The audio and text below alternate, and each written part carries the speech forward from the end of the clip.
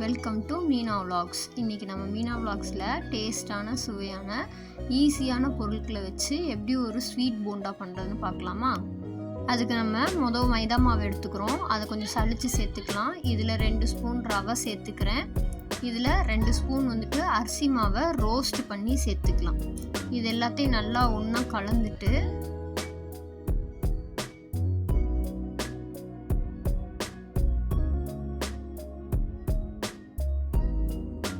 இதில் 1 கப்பு சுகரை பொடி பண்ணிக்கலாம். அதோட கொஞ்சம் ஏலக்காவையும் போட்டு பொடி பண்ணிட்டா ஏலக்காய் நைஸாக அரைஞ்சிரும்.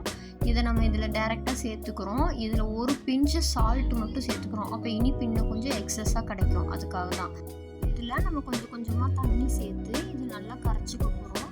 ரொம்ப தண்ணியாக இருக்கக்கூடாது, ரொம்ப கெட்டியாக இருக்கக்கூடாது. கொஞ்சம் இட்லி மாவு பதத்துக்கும் அடுத்த ஸ்டேஜ், அதாவது ஒரு எடுத்தோம்னா கொஞ்சம் போண்டா போடுற அளவுக்கு இருக்கிற மாதிரி நம்ம ரெடி பண்ணிக்கிறோம்.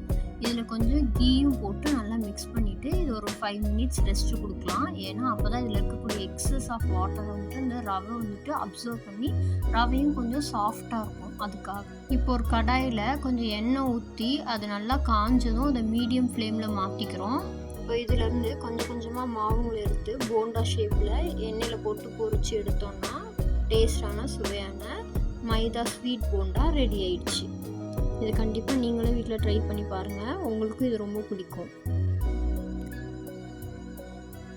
உங்களுக்கு இந்த வீடியோ பிடிச்சிருந்துச்சுன்னா மீனா விலாக்ஸை லைக் பண்ணுங்கள், ஷேர் பண்ணுங்கள், சப்ஸ்கிரைப் பண்ணுங்கள்.